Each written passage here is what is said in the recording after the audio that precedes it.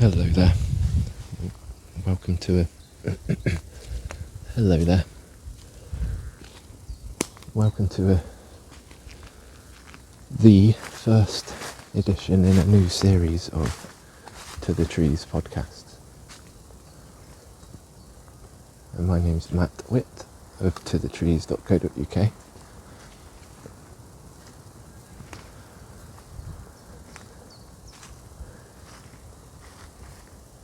This first edition will be a chance for us to catch up on some of the creative material that I've been working on. So I'll share with you a reading of an article that I wrote at this time last year.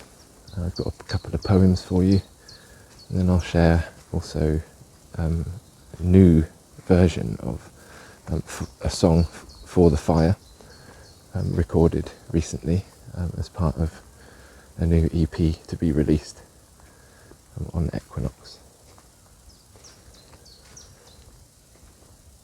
I'm currently in Paddington Farm woods, having a little wander round. I'll share some of the things that I've seen, some of the emergences of spring that are currently happening. Obviously we had some strong wind recently. A pine was brought down in the middle here. It damaged a few of the trees around it. Some other branches and things falling off, no surprise, around here in the high winds. So that's opened up some nice space in the middle here, some light in the middle to help the limes and the other ash trees and oaks and other bits and pieces. They've got, for some reason they've planted a cypress, I think, a Lawson, hopefully not a Leylandii in the middle there. It would be a strange place to put that. It is a strange place to put that, but anyway. So yeah, moving through, we have over here, always tell the species of this tree by the pattern of the growth. You can spot them from a mile off. The hazels, coppiced down the bottom there, so that they have a lot of new growth, straight poles and things. Brings the crop of nuts down low as well. We've got some leaf emergence here on the hazel.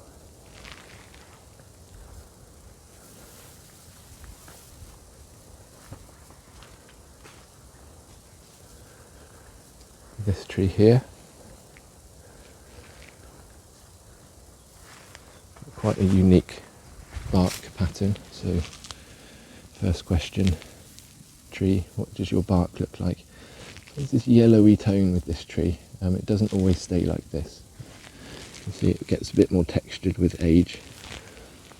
We would need to ask this tree the second question, what do your leaves or buds look like? In wintertime we go for the buds first. We can see that the pattern of bud growth is opposite, so we have opposites here. Twigs coming out, two twigs coming out of the same node on opposite sides. We do have some leaf emergence here, and these are lovely little palmate leaves. It's amazing that it doesn't want to focus on there, really frustrating.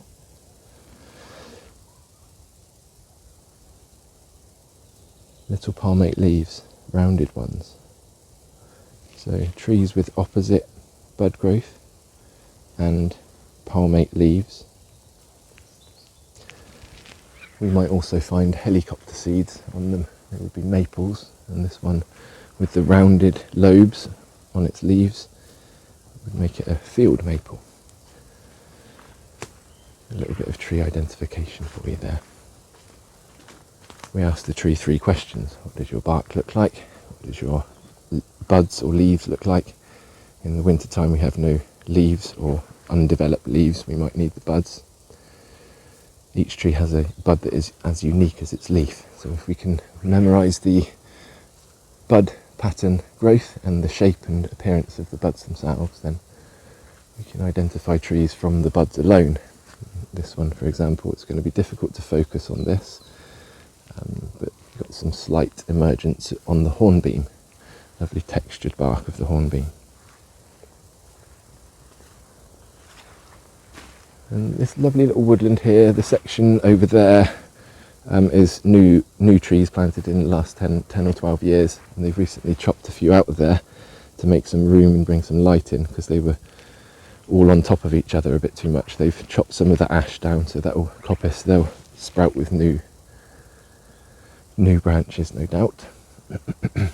And the little woods, it's got a path all the way around it, and little paths that weave through it. We're going up to the top corner now, where there's a stile into the next field. This little section is characterised by a stand of birch trees. I love birch trees for the way that the light comes through them, and the way their branches drape delicately. They're gentle trees, nurturing trees, pioneer trees that go and fix nutrients in the soil and make it ready for mature woodland to develop. After a few decades, the birch trees fall over and make way for the larger trees, the mature woodland trees, oak, beech, ash. And this one drapes beautifully, like purple rain. From a distance you can really get we enter along this road up here, and from up there you can see the stand of birch trees here, characterised by a purple hue. They glow purple against the other trees. You can see their white stems excuse me, poking out, and they're beautiful at any time of the year. And many of them are preparing their catkins. There are no catkins on this one. This would be a good opportunity to recite a poem dedicated to the birch tree. This is a poem I wrote last year. Gentle birch drapes lightly at the dawning of the day, caught the sun just rightly in that uniquely birchy way. And beyond the birch shone brightly at the dawning of the day, the sun burst through the curtains in that uniquely birchy way. And before the birch stood I, before the morning and the sky, just waiting for that birch light to appear before my eyes. The lady of the woods came and blessed us with her light, and we waited there and watched till the sun fell out of sight.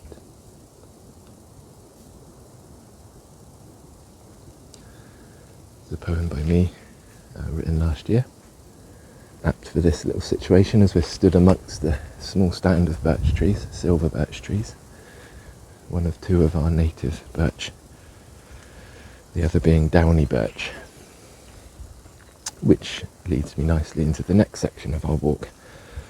A couple of weeks ago, my dad visited Glastonbury. He'd been looking after a handful of saplings, native trees, with the intention of us planting them together. And so he came to Glastonbury and we did that. It was a Wednesday, it was pretty wet and windy, but we did it, and we planted 13 in total. 12 that he brought, and then one horse chestnut that was hanging around out there. One of those trees is a Downy Birch.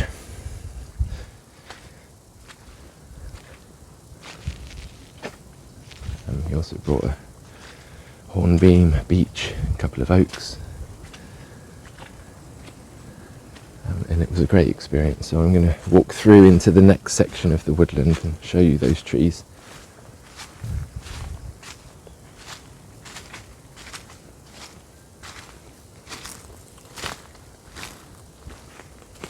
A little path leading to a rickety bridge.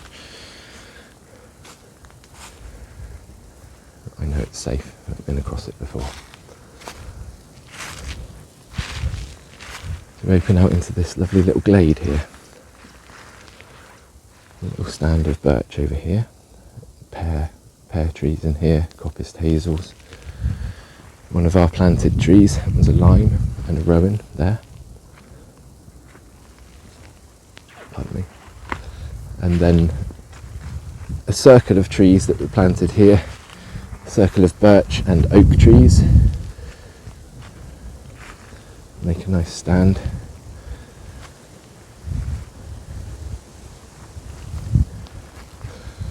And then we found a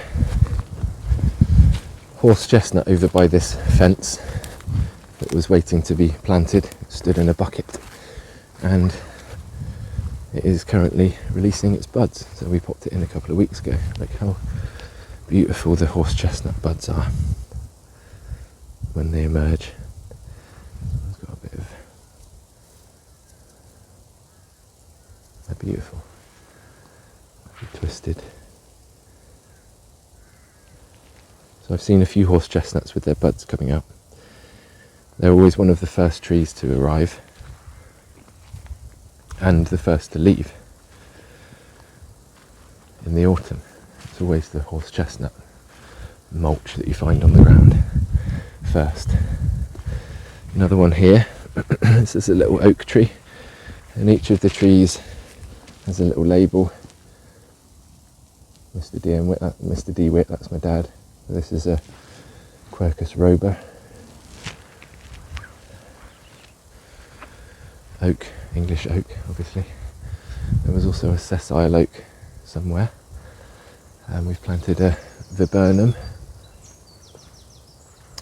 Not that one. This one over here.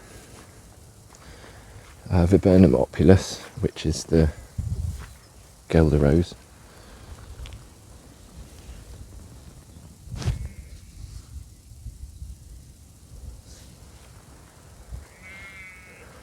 So this is Paddington Farm over here. There's classrooms and a barn and holiday cottages over there. And this is their land and a bit of woodland. We have a beach.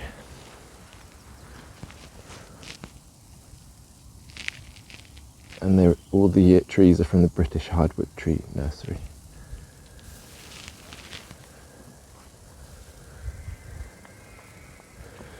This one over here is not one that we planted. That one's a Norway maple, I believe. We popped a hornbeam in over there, and then the Downy Birch is there, so stood next to the other birch trees. Popped the Downy Birch, sessile oak here. A lot of the ground, I mean look, it's pretty sodden down here, and it was a really wet day. A lot of the ground was really wet, you know, one spade down and there was a puddle, so we had to be quite selective over where we were putting them.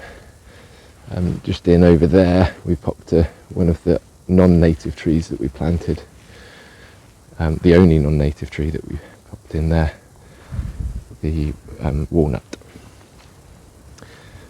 Over here hazel, and hawthorn. And then just to correct myself a little bit there, we planted the horse chestnut as well, but that is not a native tree, although it's often mistaken for a native tree. So thank you to my dad for bringing on those trees in your garden and coming out to plant them with me. It was a really nice activity. I look forward to seeing them grow, you know, watching them grow, and I hope that we can arrange to do more of this. It's a really cool activity, and you know, it's brought us together to some extent in some way after a period of, you know, the last 2 years. It's been distant for a lot of us, so it was really nice, very refreshing. Lovely hazel popping out into leaf here, the bejewelled alder. So this is coming back round into the bottom section of the woodland. It's where we held the woodland fire folk events last year. In the evenings we had fires and sing-songs, and that will resume in summertime. There'll be one a month throughout the warmer months.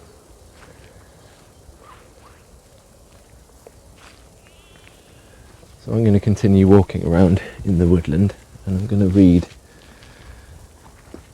an excerpt from an article that I wrote at this time of the year that hopefully illustrates some of the feelings that I feel at this time of the year and the observations that are there to be seen. So this article is called Spring's Approach. During the last few weeks, the lanes have been singing a different song. The change was abrupt. From one day to the next, it seemed to metamorphosize from a subdued, gentle twitching into a rousing avian chorus, wassailing the orchards and hedgerows, and awakening them with the liveliness of spring. The month has travelled quickly, days spilling into each other, separated softly by swathes of misted wonder. Other days the sky spreads a bright blue dome skirted by bellowing, unreal clouds, and on others we are drenched in showers and haloed by rainbows.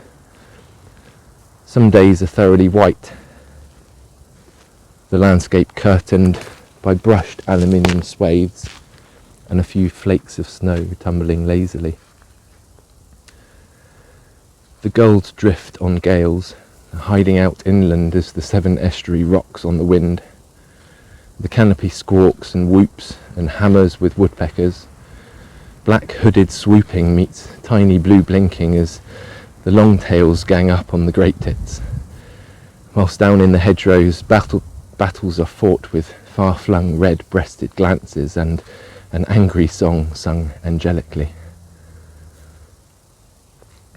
During a short walk down Bulwark's Lane, I was met by a blackbird, a robin, blue tits, a woodpecker, and a rare sighting of a goldcrest picking its way through the understory. All these birds were moving around with purpose, largely ignoring each other, except for the robins, whose focus was only on other robins. And it's like rush hour out there, as all are staking their claim to territory, vying for a mate, building nests and learning to fully embody and embellish their unique song. The change of tune is a welcome relief. Not only does it provide a new soundtrack to my walks, but it also provokes a certain lifting of the heart and an energising of the mind. Lethargy has been replaced by waves of action and a drive and ability to apply myself. Somewhere a switch has turned or a valve released that provides a metaphorical, if not fully manifested, forward motion, accompanied by a strong feeling of capability. It's as if a late winter fire has been ignited in my heart, one that brings an awakening from a sleep I didn't quite realise I was in.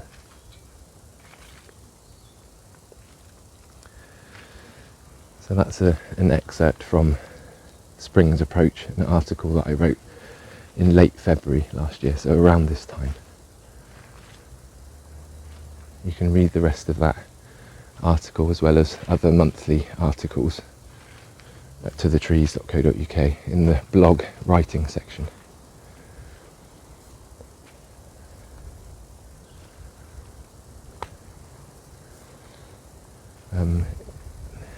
It's this time of year, I think, the takeaway I gained from that was this time of year, how it fills one with optimism and almost anything seems possible in springtime. Almost anything seems possible in springtime. And that article mentioned the long-tailed tits,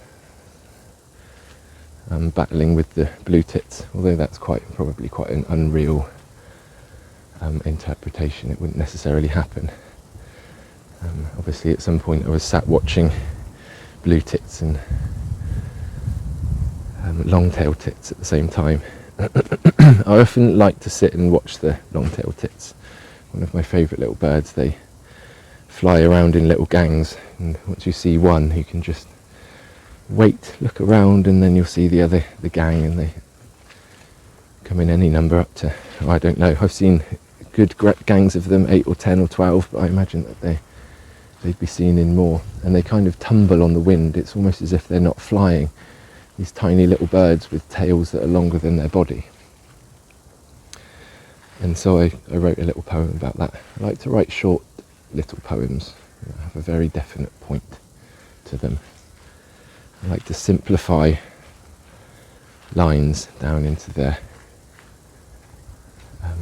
most fundamental noises and meanings, you know what I mean. So this is a poem called Winter Warriors, about the long-tailed tits. Haw's hand written black on white sky, thorn serifed by, a roving vollery of winter's tiny brave warriors, the long-tailed tits tumbling in zephyrs to sit, but never for long, before they are swept away on the next breath of nature's song.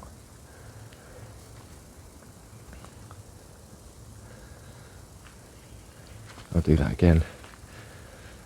Haw's hand written black on white sky, thorn serifed by, a roving vollery of winter's tiny brave warriors, the long-tailed tits tumbling in zephyrs to sit, but never for long, before they are swept away on the next breath of winter's song. Just to dissect that for you a little bit, we've got Haw's hand, so referring to hawthorn, the scrawl, the right-angled crack of hawthorn against the white sky, silhouetted in the winter, leafless branches, black on white. Thorn, serifed by, so this is like referring to the straightness of the thorn, the angular nature of the thorn, and then the lovely little serif flicks that the long-tailed tits provide as they dance through the hawthorn. A roving vollery of winter's tiny brave warriors. I think roving, vollery, two words that really sit well together, almost in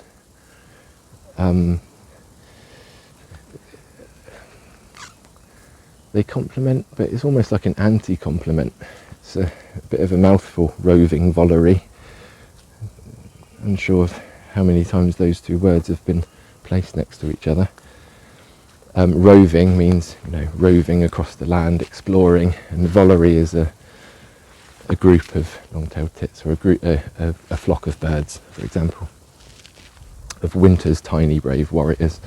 And I refer to them as tiny brave warriors because they're these tiny little birds that survive during the winter by tumbling around in gangs, and it's surprising how they make it through the cold months.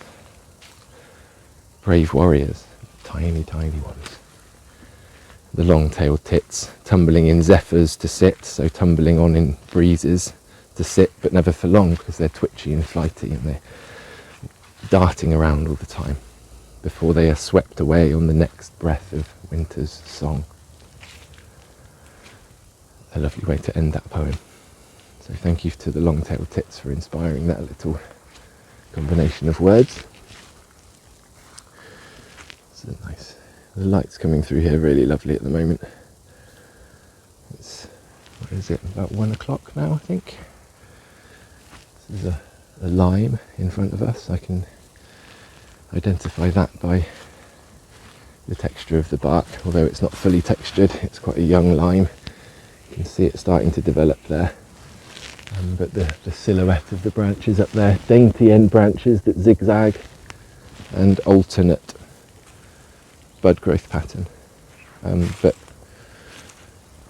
once you learn that texture and make sure you don't mistake it for an ash tree, then you've got your lime there. Hazel coppices throughout here.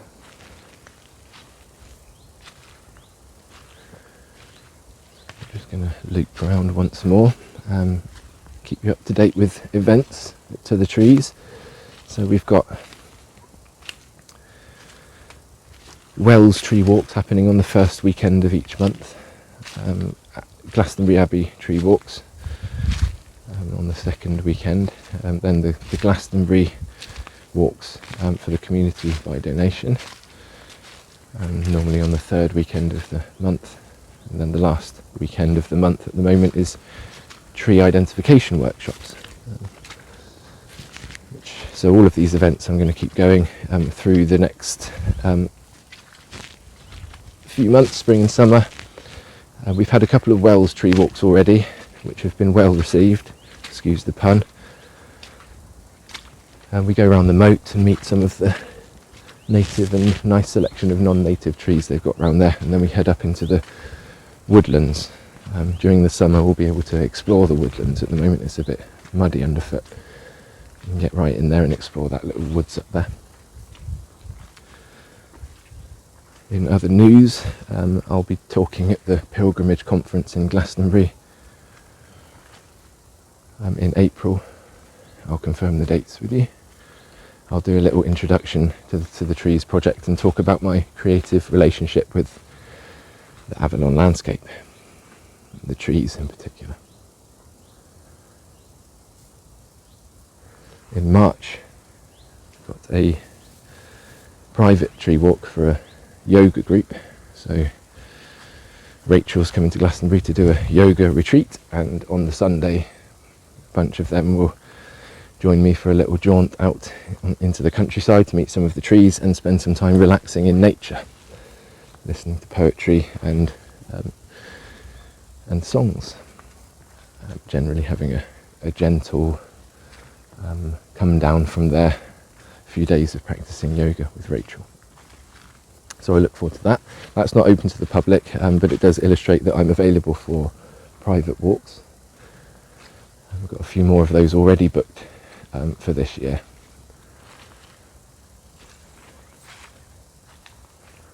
They're an affordable little addition to your retreat.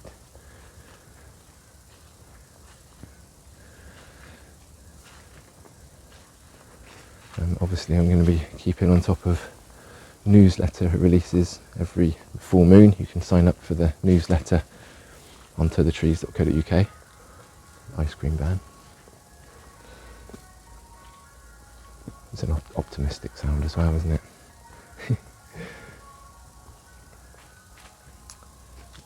Other events, what else is okay, so Equinox is coming. I'll release the new EP, so I'm going to share the title track from that new EP with you now, which is For the Fire. I'll have that song play us out. Thanks to William Kramer, who did the recordings and production on the tracks, 5 tracks, and to Marianne, who blessed us with her angelic harmonies and flute playing.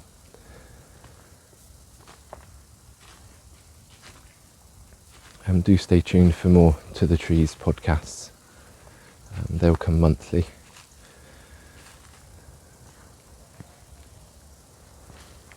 And yeah, so that was a pleasant walk around Paddington Farm woodland, thanks to the woods and the trees and the animals, the birds that have been singing to us. A lovely way to spend the early afternoon.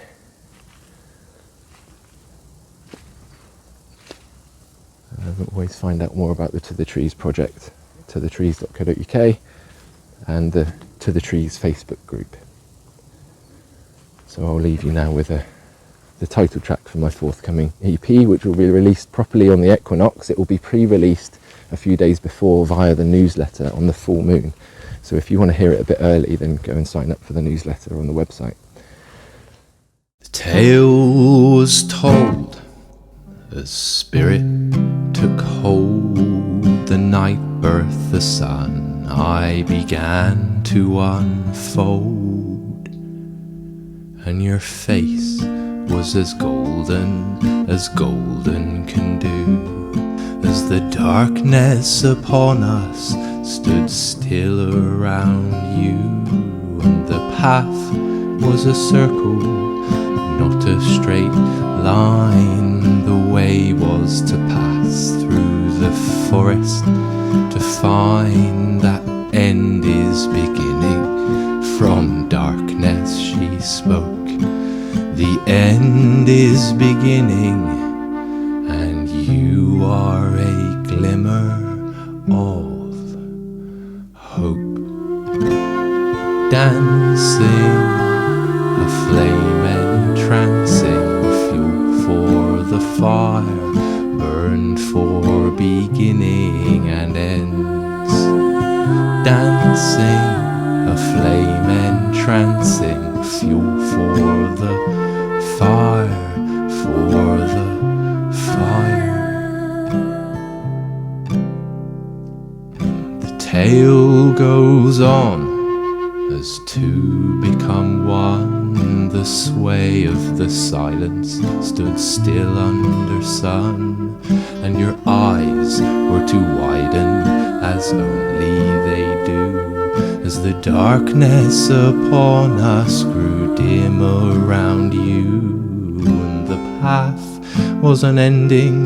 We came to believe the way was to pass along the river and see that end is beginning. From darkness she spoke, the end is beginning, and you are a glimmer of hope. Dancing, a flame entrancing, fuel for the fire, burned for beginning and ends. Facing friendly faces, fuel for the fire.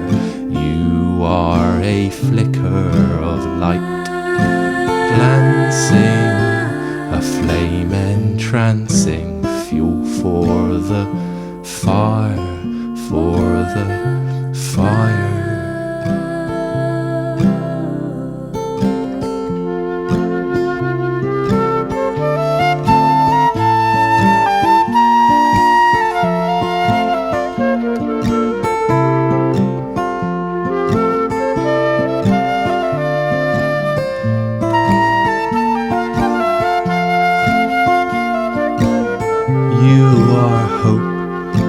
Dancing, a flame entrancing, fuel for the fire, burned for beginning and ends.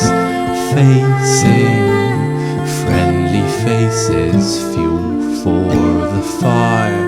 You are a flicker of light, glancing, a flame entrancing, fuel for the fire,